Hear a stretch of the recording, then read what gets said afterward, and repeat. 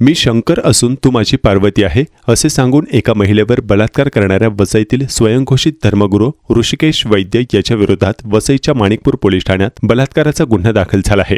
पुढील कारवाईसाठी हे प्रकरण पुण्यातील हडपसर पोलिसांकडे वर्ग करण्यात आले आहे। पीडित महिला 35 वर्षांची असून पुण्यात राहते।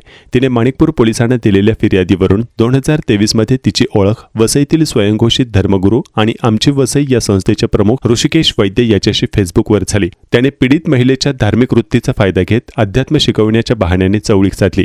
डिसेंबर 2023 मध्ये तो तिला भेटायला पुण्यात गेला। मी महादेवाचा अवतार आहे, तू माझी पार्वती आहेस असे सांगून तिला भुलवले।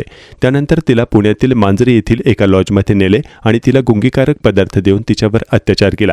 या काळात वैद्य याने तिच्या नकळत तिचे अश्लील छायाचित्रे काढली होती। या छायाचित्रांच्या आधारे तिला ब्लॅकमेल करून पुन्हा भेटायला बोलावले। मे 2025 मध्ये वसईतील हॉटेल एक्सप्रेस इन या ठिकाणी पीडित महिलेला भेटायला बोलावून तिच्यावर पुन्हा अतिप्रसंग करण्याचा प्रयत्न केला। दरम्यान हे नाशिकच्या अशोक खरात याचे प्रकरण बाहेर आल्यानंतर पीडित महिलेने हिंमत दाखवून आपल्या पतीला हा प्रकार सांगितला आणि त्यांनी बुधवारी संध्याकाळी वसईच्या माणिकपूर पोलीस ठाण्यात ऋषिकेश वैद्य याच्या विरोधात तक्रार दाखल केली।